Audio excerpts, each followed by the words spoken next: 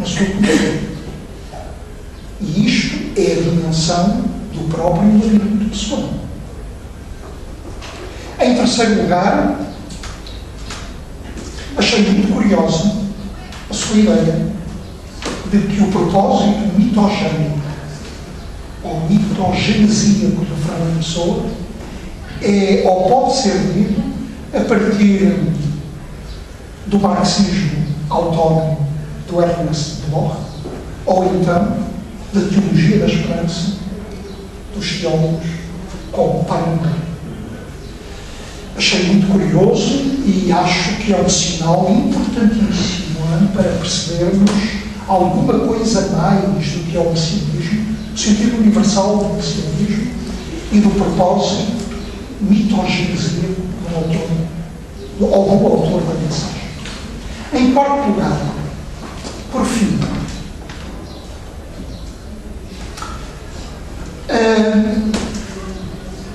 o labirinto pessoano, tal como o professor Patrício detecta, é um labirinto feito na tensão de coisas contrárias, de coisas opostas. O próprio messianismo pessoano é ele contraditório. E é por isso que dificilmente encontramos uma saída. Se por um lado temos os poemas da esperança, da crença, da fé, do mito, tal como estão na mensagem, por outro lado temos poemas, para não ir mais longe do que isto, e o mérito é seu que o descobriu, enquanto tal, a Elegia da Sombra, escrito já na parte final da vida, e que parece contraditar toda a mensagem interior presente na mensagem. Ou seja, se na mensagem é preciso acordar para a hora que passa, na Elegia da Sombra é preciso dormir na hora que morre. Isto é o próprio labirinto pessoal, que o professor Patrício detecta e percebe muito bem.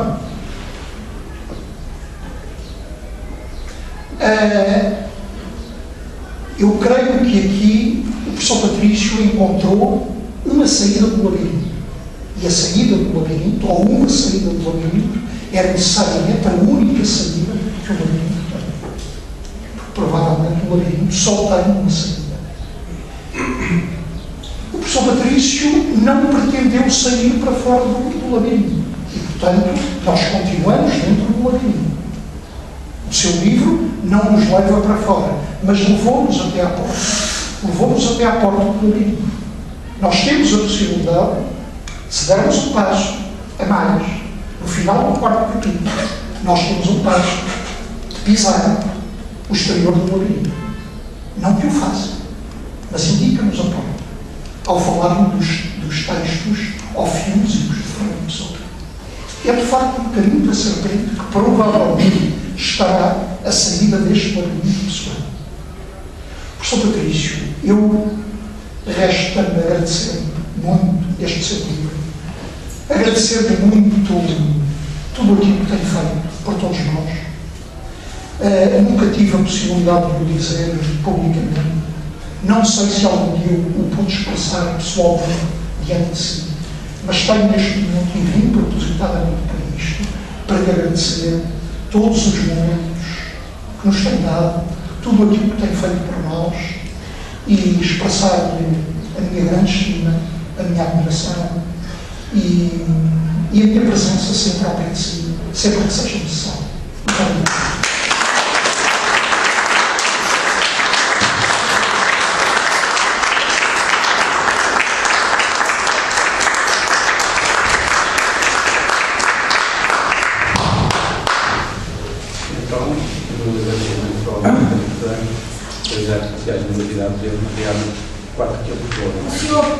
E o melhor é que eu fiquei praticamente sem palavras, não é?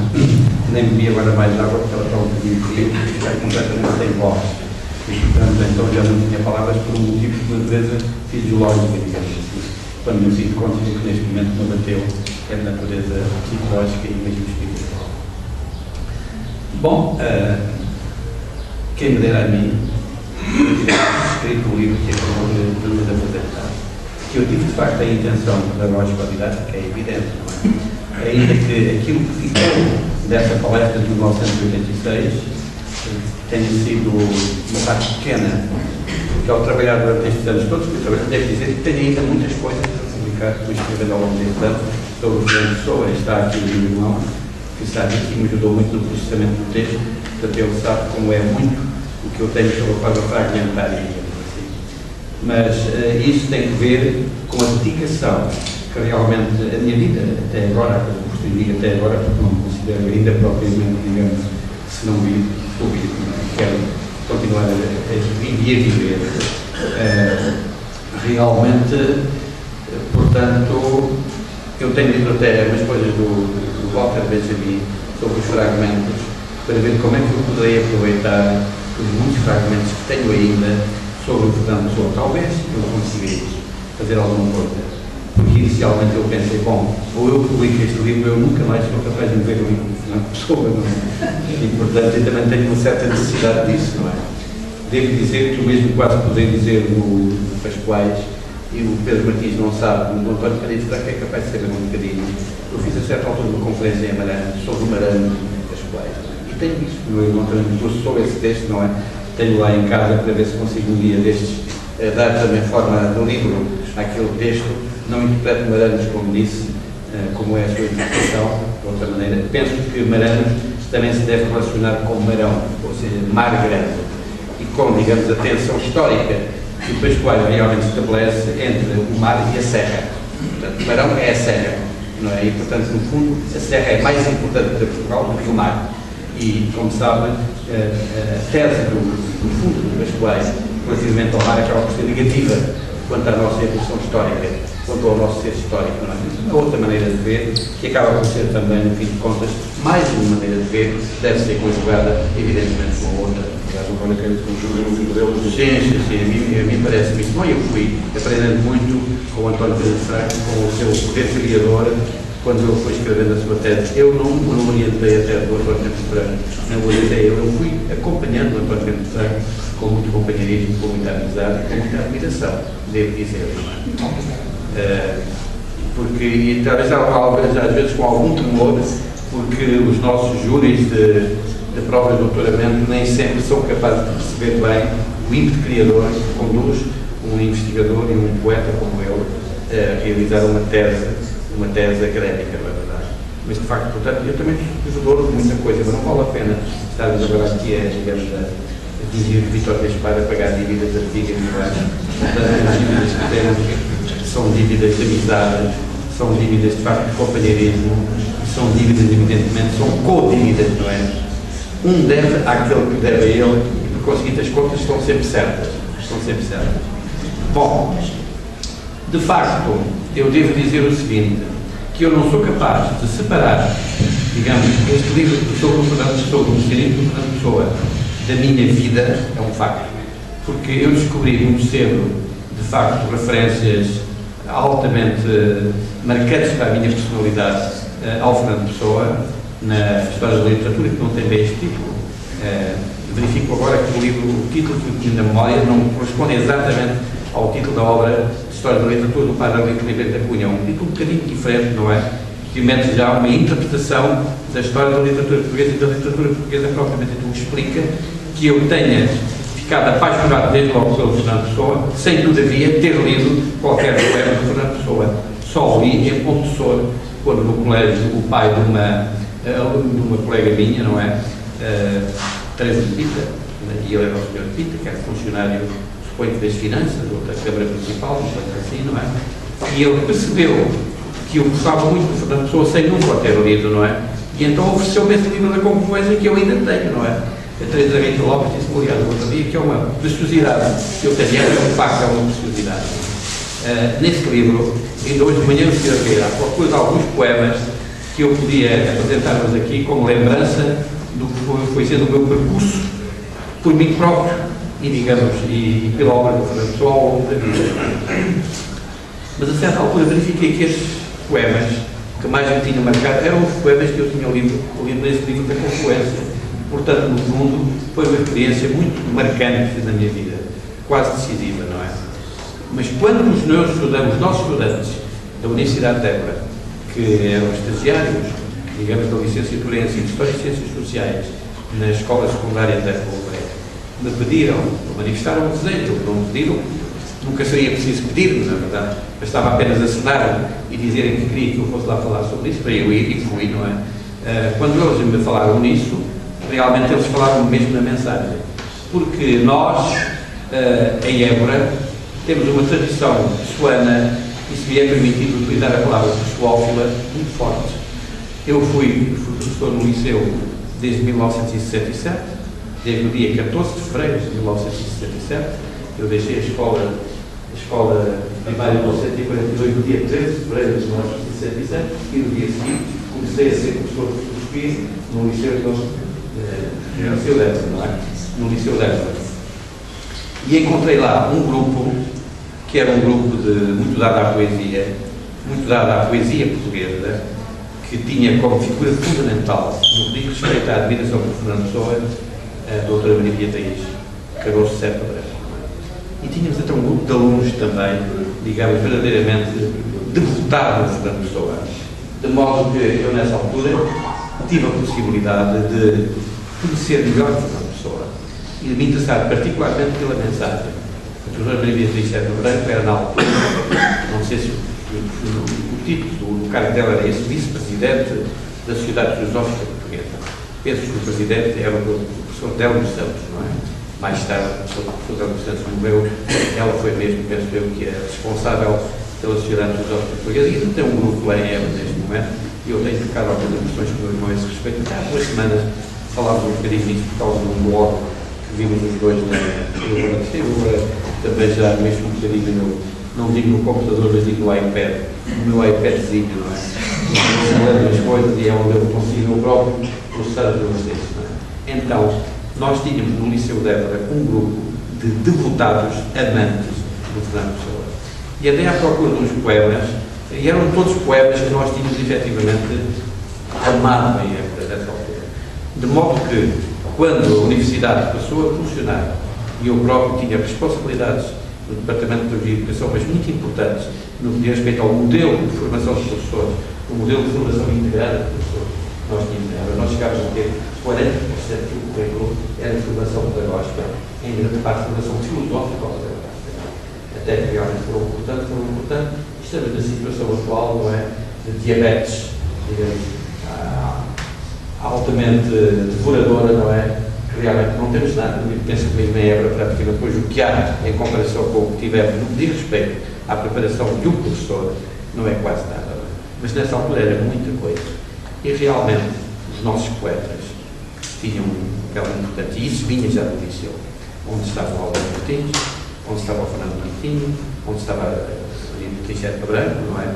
Principalmente onde estava a memória do Silvio Ferreira, que era muito forte em Évora ainda nessa altura, e hoje é, digamos assim, de modo que é impossível separar as coisas.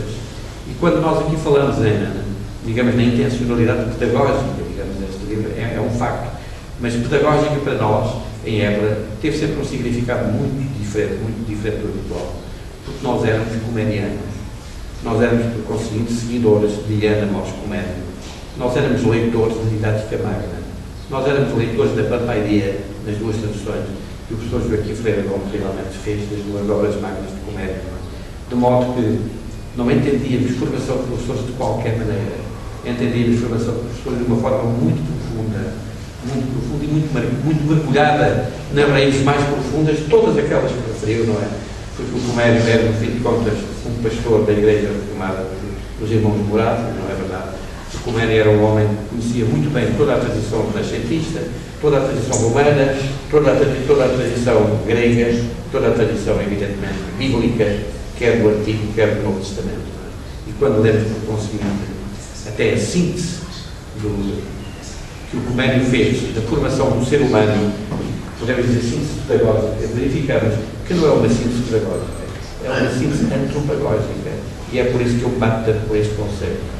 Ele cita o São Gregório Nazianzeno quando realmente diz que o objetivo dele como cristão, neste caso, mas um cristão completamente impregnado de todas as raízes do cristianismo, não podemos nunca esquecer o Antigo Testamento, não é? Quer fossem textos provados, quer fossem os textos que ele lia e que achava que eram fundamentais para realmente constituir o seu tecido de pensamento e de espiritualidade. Essas palavras são 4. Omnes. Todos devem ser educados ou ensinados, porque ele também está a falar de didática nesse sentido. Digamos, a palavra didática é muito importante neste espaço de pensamento.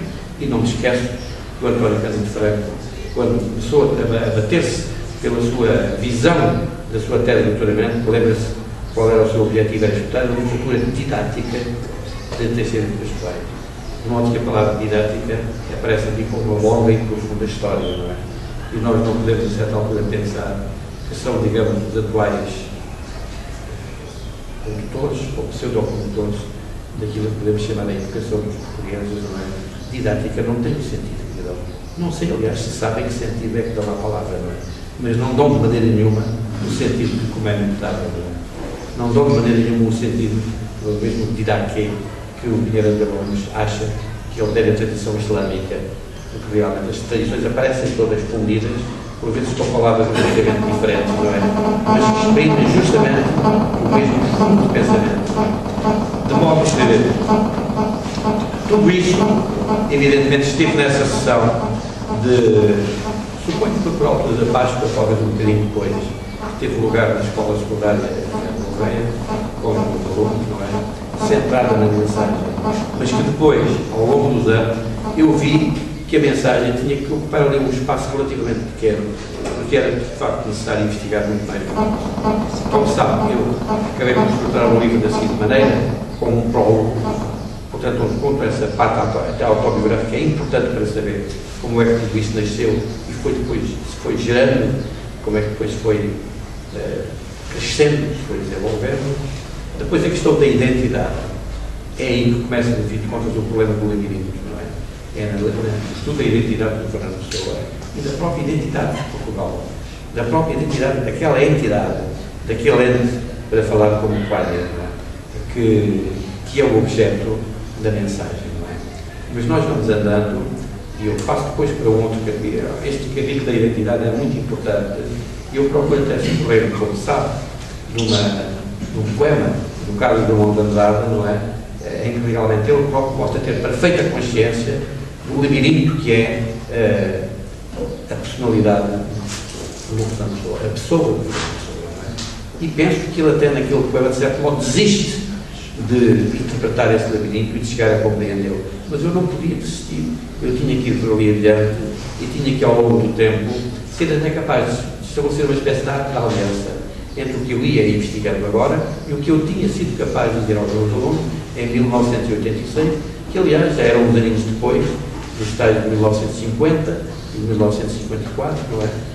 Na medida em que a minha vida é incompreensível, para mim é incompreensível, sem a referência ao Fernando Pessoa. Devo dizer até que se eu for buscar ali o primeiro volume da obra poética do Fernando Pessoa, da Aguilera Brasileira, verificarão que na minha, isto agora é um segredo que eu não conto lá no livro, não, que na minha pasta, eu tenho ali um papel que é a capa do livro que eu encontrei, que agora tirei para não dar capa, da pasta, e em que eu tenho lá FP, cá fora, quer dizer Fernando Pessoa, mas FP também quer dizer Ferreira Patrício. Eu a certa altura senti-me de tal modo identificado com o Fernando Pessoa, senti-me de tal modo irmão siamês do Fernando Pessoa, que está ali, está o FP, com licença. Por acaso tenho andado a estragar a capa que eu queria preservar. Acontece muita coisa. Está aqui.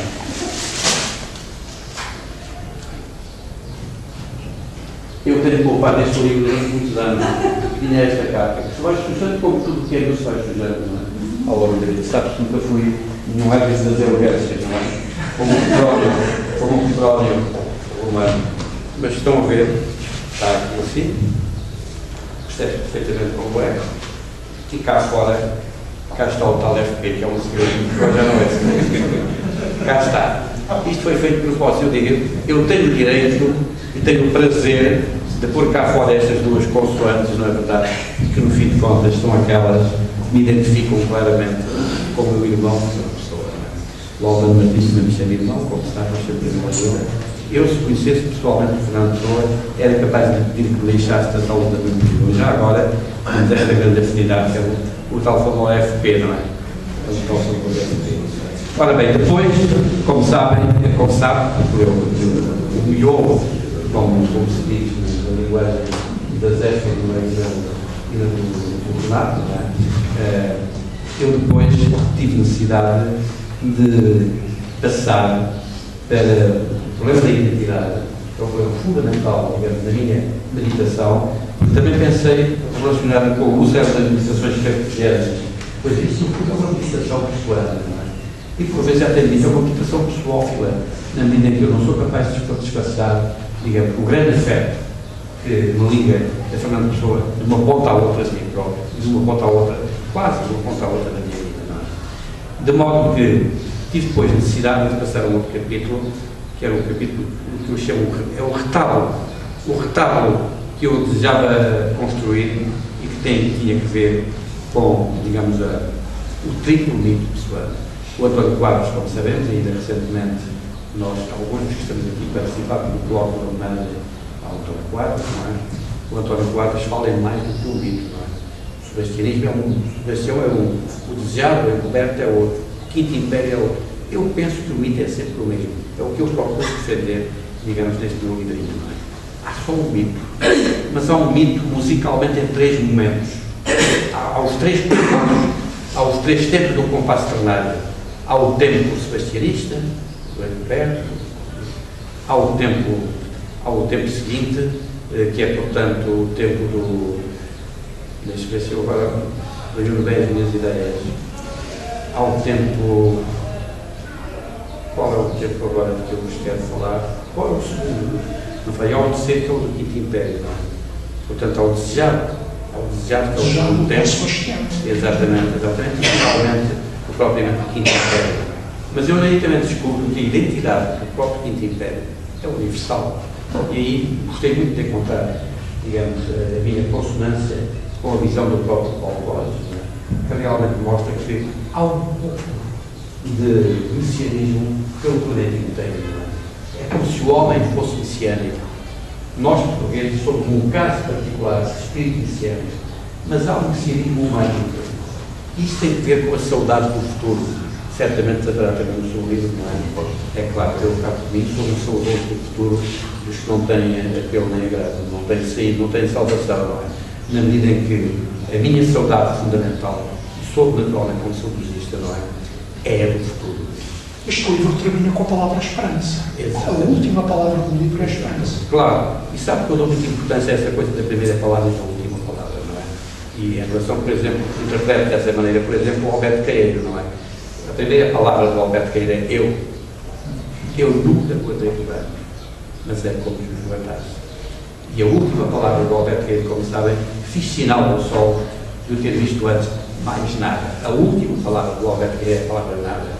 Portanto, o percurso que se faz no Alberto Caeiro vai do eu ao nada. E de certo modo, a elegia da sombra é ainda uma outra maneira de dizer a palavra nada do Alberto Caeiro. Não é? Mas, como sabem, eu não aceito, digamos, esse momento de fraqueza do Fernando Pessoa. E termino justamente procurando mostrar um epílogo, não é? Que, recorrendo aos teólogos da esperança, recorrendo ao próprio Ernst Bloch, a que eu já me tinha referido uma vez em Sesimbra, a propósito do Agostinho da Silva, não é verdade? Que, de facto, quer dizer, nós não podemos deitar fora a esperança. E a vinculação aos ofitas, portanto, aos escultores da serpente, aos adoradores da serpente, em Fernando Pessoa, textos que eu conhecia a partir da Ivete Centeno, não é? E do Stetter Reck, foram eles que nos deram a conhecer esses textos, ainda que o Pedro Teixeira da Mota me tenha dito outro dia que há agora uns sítios novos que eu não conheço, eu falo do que conheço, e dos sítios onde estive, e do que pude ler dos sítios onde estive. Agora estou em Montargil, não é? vou lendo, vou comprando, por isso é que eu tenho tanto livro. É que eu tenho que ter os livros, porque eu estou lá, não estou cá. E portanto, cá tenho as bibliotecas todas. Eu, ou fazia na biblioteca, ou estava tramado. O que é que eu podia ler, não é? Lia só as coisas que a gente vai lendo aí na comunicação social, que está, aliás, cada vez pior, devo dizer, não é? Portanto, eu agora só vejo televisão porque janto. Se não jantasse, não via televisão. Assim como ao jantar estou a dar televisão e a dar pessoas a falar, que realmente tenho meus de não ir ouvindo, não é? Se não ir vendo, não é? Mas, portanto, não há dúvida absolutamente nenhuma que esses textos da Ivete Santana, para mim, foram muito interessantes. E até a edição que o António Colares tem, que é aquela que eu cito, porque eu também cito as edições que tenho. Quer dizer, evidentemente que é possível a gente citar outras edições do uso e tal, mas eu cito que tenho, foi o que li, foi ali que eu li, não é? E não consegui, evidentemente, desligar-me também, até por gratidão, dos textos que li, foram aqueles, naquelas edições, não é verdade? E, portanto, é isso que fiz. Mas, no final, eu realmente procuro mostrar que essa visão ao fita do Fernando Pessoa restaura a esperança. E que, portanto, a fraqueza que o Fernando Pessoa tem na Elegia na Sombra, que é um poema terrível, ele termina, como sabe, com aquela sentença do Septímio Severo, não é? Portanto, aquele perdoa romano, penso que foi o Hugo, que o romano estiver, ninguém fala disso do Fernando Pessoa, também não diz que ele era, mas cita o Septímio Severo, foi tudo, nada vale a pena, comparo com tudo vale a pena do Marco Português, não é? Que é um poema que eu até musiquei. E há aqui pessoas que já o cantaram comigo a 4 vozes mistas. Nós já fizemos isto. E eu estou relapso. Estou disposto a ir um dia destes à Academia das Ciências, cantar aquilo, cantar o Marco Português. Acho que a Academia das Ciências precisa de ouvir o Marco Português. Acho que Portugal precisa de ouvir o Marco Português. Mas, de facto, o que ele diz na Elegia da Sombra é exatamente o oposto do que ele diz no Marco Português. No Marco Português, como sabem, diz: tudo vale a pena se a alma não é. Parece que a alma enterneceu, e na Elegia da Sombra o que ele diz, citando o Septímio Severo, é: nada vale a pena. Foi tudo, nada vale a pena. Lá está o nada outra vez, mas desta vez a última palavra é pena. Ainda que a vogal última continua a ser um A, curiosamente, não é? Tem que ver com a história do António Telmo e a ligação dele à Cabala e a tentativa que ele fez, a certa altura, ir à sinagoga de Lisboa para ler a Cabala. Só que parece que aquilo na sinagoga de Lisboa só vai uma data de metros, só de Cabala, tudo é hebraico, tudo possível e alemão, não é? Exatamente, não é? Mas eu depois conto que a história é curta, não é comprida, é curta, mas é o que é, foi o que aconteceu em Portugal. De modo que eu procuro terminar este livro com uma esperança, poderão dizer com uma esperança um pouco forçada, ir de chamar para alguns ofitas, depois de ter feito toda a análise que se fez a respeito dos outros textos do Fernando Pessoa, e inclusivamente, digamos, da Elegia da Sombra, pode parecer que é um pouco forçado, mas eu penso que não é. Eu penso que realmente aquilo que nós lemos dos breves textos ao fitas, que também, como sabe, é um ponto de ligação ao Pascoais, porque o Pascoais também teve o seu culto ao fita. Há textos do Pascoais e referências do Pascoais ao fitas. Por conseguinte, também gostei, evidentemente, de chamar a atenção para esta ligação entre o Pessoa e o Pascoais, que, como sabe, nós dois achamos que é correto. E penso que o compadre António Brás também acha isso.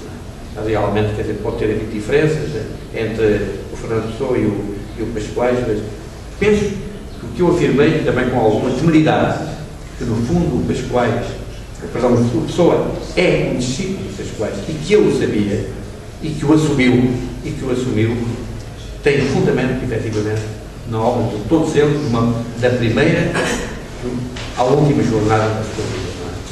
E que, portanto, o Fernando Pessoa não deixava o facto de, no dia, depois de 30 de junho de 1935, ter escrito o poema Elegia da Sombra, não é? Isso não significa realmente que essa seja a sua última palavra em 30 de novembro de 1935. Não é? Penso que, entretanto, a pessoa continua a existir e que aquele momento de fraqueza se encontra completamente superado pela vinculação ao pensamento, à espiritualidade da serpente que nós encontramos nos textos ofitas que conhecemos do Fernando Pessoa. Bom, vou falar demais, como aliás costuma acontecer, não é? Eu muitas vezes cito um dos textos do tal Tiquinho. Eu também sou um grande leitor do Alto César. Eu sou leitor de tudo, não é? Estou como foi árabe. Desde que gosto, cá vai disto, não é verdade? Não tenho problemas absolutamente nenhum com isso. E há de facto um poema do 93, do tal Alto César, do tal Tiquinho, que eu li uma edição espanhola, feita em Barcelona, aliás, no poema Madrid, foi em Barcelona, que me agrada muito mais, evidentemente. Mas passar para português é cobradinho melhor. E eu aplico a mim próprio, fazendo uma autocrítica relativamente ao gosto que eu tenho a certa altura ao sabor da palavra, não é? Ao sabor da palavra, sabe tão bem a palavra, não é? E o poema diz isto: quem sabe, cala. Quem não sabe, fala. É tudo isso.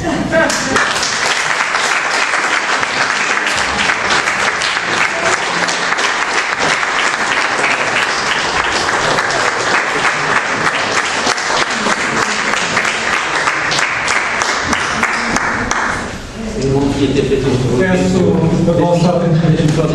eu não devia ter feito introduzido mas fiz-o, como dizia os outros.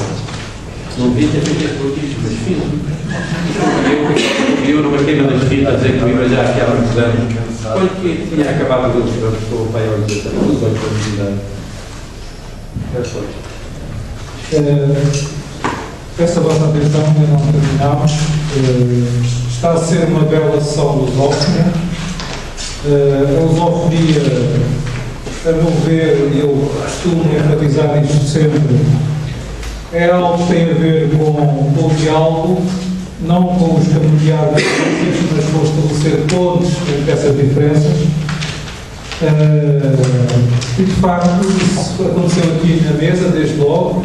Este diálogo conseguimos estabelecer entre o Pascoal e o Pessoa, poetas muitas vezes tão desavindos estão, segundo alguns anedeutas. Foi também significativo a diferença existente entre os diversos oradores, as diversas proveniências filosóficas, culturais, literárias, mas todos puderam estar aqui, e estendo essa apreciação à audiência que compôs a sala. Esta sessão de resto foi gravada. Quero por um aluno meu, ex-aluno meu do IAD, espero que esta sessão tenha sido mais interessante, certamente foi, as minhas aulas. Tem uma plataforma no Facebook, tem o nome de ADM Portugal, onde vai colocar este vídeo. Foi também gravada pelo Luís Tavares, que é um colega na Faculdade de Letras, em Filosofia, e que tem feito um meritório, muito meritório de trabalho, de gravação deste tipo de sessões de grande interesse cultural. De resto, o Luís Tavares teve recentemente o primeiro Congresso de Cidadania Lusófona, que o Hilton Museu, nos dias 2 e 3 de abril deste ano, Sérgio Garcia de Lisboa, e em precisamente o professor Malteiro Patrício estreou o nosso novo hino de lusofonia, que também já está online. A gravação foi feita recentemente em Montargil, onde também, muito regularmente vou apresentar cada novo número da Nova. Para finalizar, eu vou devolver a palavra ao Delgado Gonçalves, que vai pedir a algumas pessoas aqui presentes para lerem alguns poemas desta antologia em celebração da lusofonia e, se me permitem, em homenagem particular ao professor Malteiro Patrício, associando-nos assim às palavras, às muito justas palavras do António Cândido Ferreira.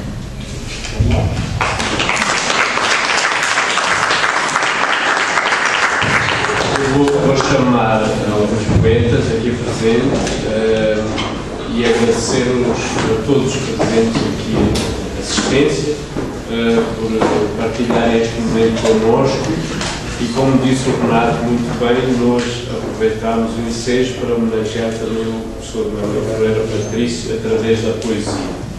Ana Maria Calado. É daqui completamente já.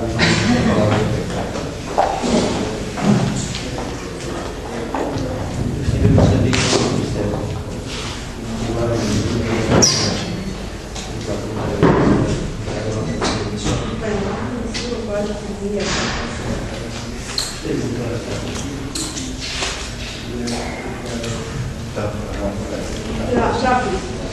Então, boa tarde. Desculpem a minha voz, que eu estou um bocado presa da garganta. Eu quero dizer que não me considero poeta, de maneira nenhuma. Acima de tudo, o que eu faço é unicamente, eu gosto de palavras, e o que eu faço é alinhar umas palavras que depois têm uma certa sonoridade, uma certa melodia, e depois soam bem, e no fim eu gosto. E como gosto, eu publico, mas estou muito longe de ser poeta, não me considero poeta. Então vou ler a parte 1 da cantata de Rouxinol para os Olhos Tristes, que faz parte aqui da primeira trilogia aqui do livro.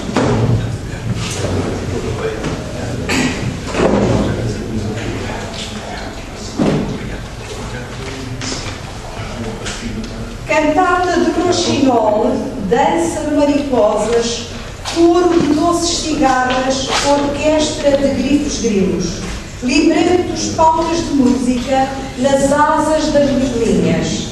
A maestrina chegou, a batuta ergueu-se, a orquestra se elevou, a música irrompeu.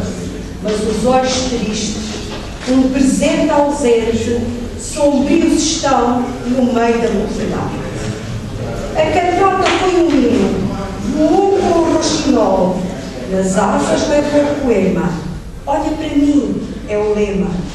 Mas perdido no vago, diluído em rumores, nenhum olhar é trocado, tudo silencia o vento.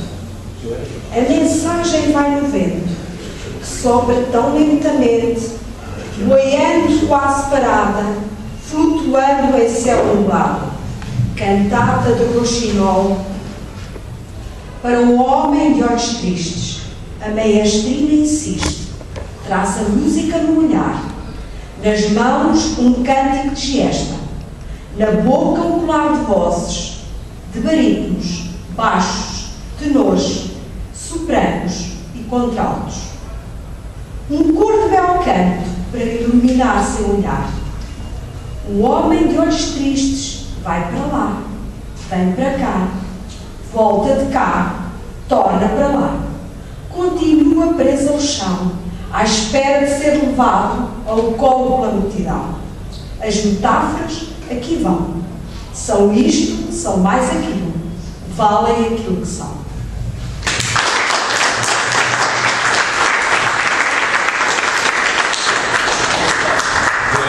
Novo projeto.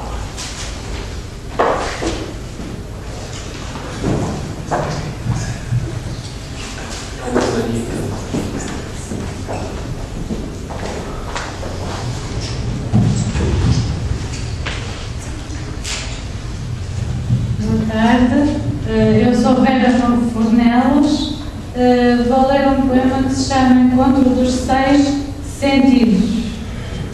Inspirarmos o delicado perfumar, incenso de jasmim no quarto quente, de uma aura mágica que se sente e onde podemos nos embriagar. Uma lamparina de azeite a arder impede a escuridão de entrar em almas que desejam se amar, em corpos que ensaiam se conhecer. Entregar-nos ao quinto de Mulcir, de chocolate com pimenta dos beijos, que fantasiam quiméricos mil desejos, todos únicos desejos ainda por vir.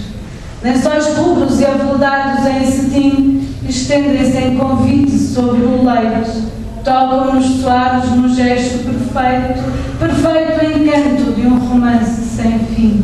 Só os orientais nos elevam e transportam a templos perdidos no tempo, eternidades de um amor desatento, vidas esquecidas que retornam. Os sentimentos das almas requintadas confundem-se numa luz única e pura. Transcendemos sonhos e ensaios sem cura e vibramos em energias unificadas.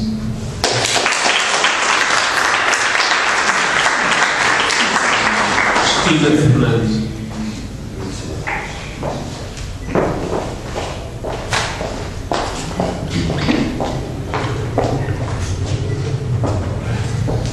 Boa tarde a todos. uma honra estar aqui presente e participar aqui a convite do Delmar, que aceitei, nesta antologia Rio dos Bons Sinais. A poesia também é um pouco isso, é uma forma de sinalizarmos um bom caminho e um novo rumo que poderíamos traçar nestas questões da lusofonia. Eu participei com um pequeno, eu não digo poema, uma coisinha que eu escrevi, pronto, pode-se muito bonito, que se chama Voo Indomável. Há um voo que se espraia no destino da ave que arriscou o rasgo eterno e sobrevoa a planície num sol hino ao desfolhar as sombras do inverno. Nessa vontade de sul ergue-se a voz, o cântico ansiado do ventre do estio, sabor inquieto desta paixão feroz, seara crescente do luar impulsivo. Na rota sem morada cresce a sede, arde na margem do lastro indecifrável, trespassado neste voo que antecede o culminar da chegada indomável, entre agruras do frio que se despede num novo raiar de luz inquebrável. Obrigada.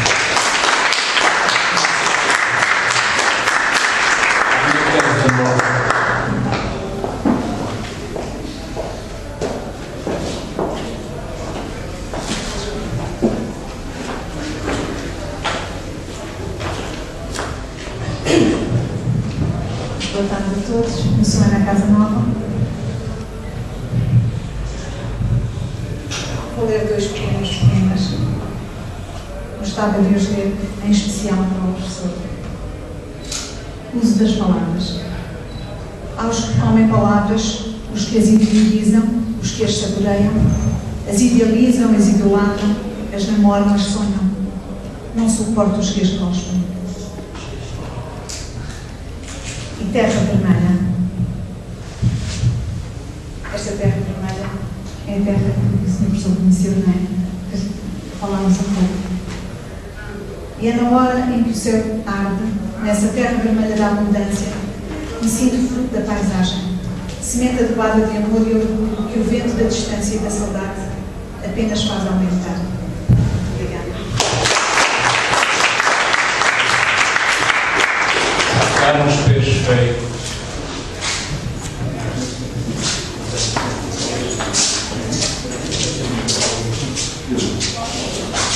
Muito boa tarde. Meu nome é Carlos Peixes Feio. Pertenço já à equipe dos escritores moçambicanos da diáspora, sendo eu um lisboeta que vive em Carcavel há 50 e tal anos, mas que viveu a meninice e a adolescência em Lourenço de Marques, porque uma puta era um rio, agora não. Tenho gostado imenso da sessão, encontrei aqui muitos laços que nos ligam. Por exemplo, eu não conhecia o Sr. Professor, mas posso dizer que em 54 tinha 10 anos, em 54. E foi o Fernando Pessoa com o poema Mostrengo, que eu interpretei numa aula, tinha 10 aninhos, na Escola Industrial, em Lourenço de Marques, que ganhei o primeiro prémio. Isso talvez tenha feito de mim um poeta.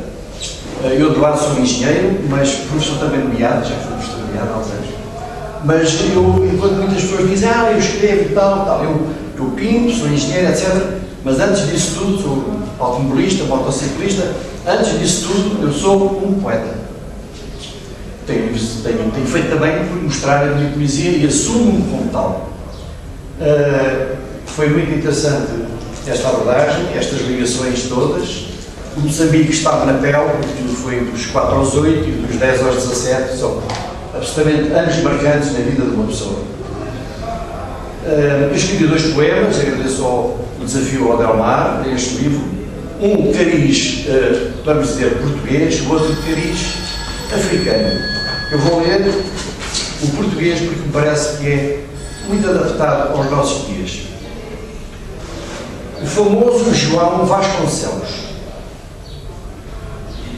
Boas noites, bons dias. Já ouviram falar da artista plástica Joana Vasconcelos? Viram a exposição em Versalhes? Pois é, tive então a ideia de mudar o meu nome para João Vasconcelos, homem português. Joana, aprendi contigo. És criativa, famosa, rica, admiro-te. Agradeço-te também por existires. És a minha inspiradora. Para mim, és um guru.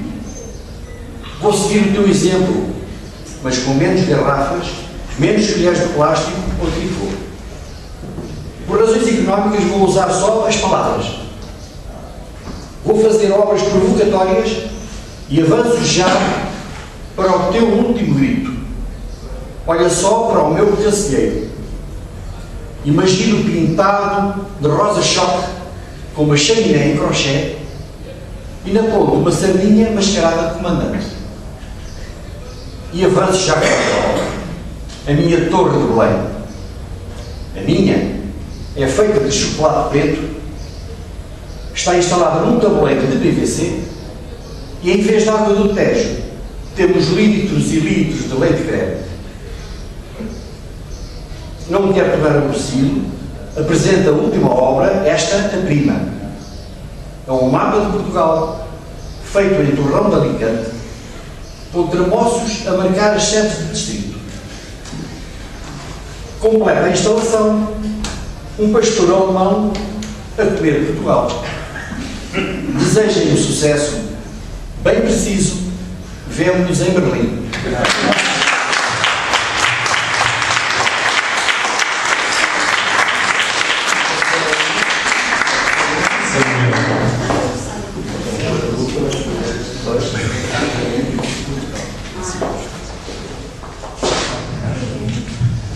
Boa tarde outra vez. Vou ler o poema com que participei. Sou o invisível.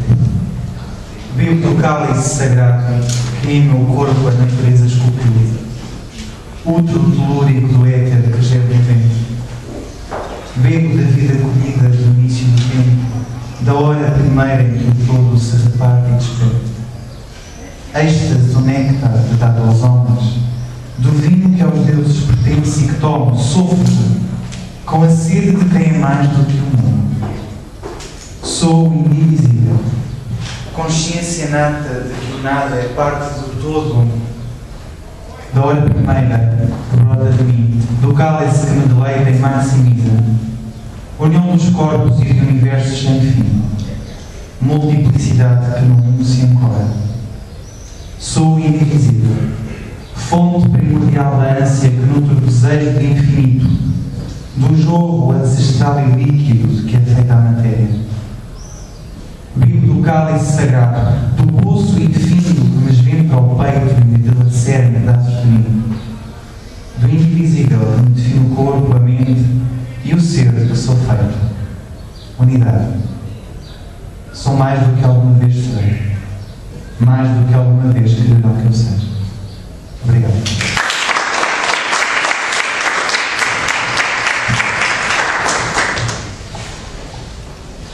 Vou simplesmente encerrar a sessão agradecendo a presença de todos. Muito em breve, como comecei por dizer, iremos então anunciar as datas, as várias datas das várias sessões de apresentação do livro do professor Manuel Ferreira Patrício. Nós na Nova Águia temos este hábito, estamos a lançar várias vezes a mesma obra e falo-lhes também com todo o gosto com o livro do professor Manuel Ferreira Patrício.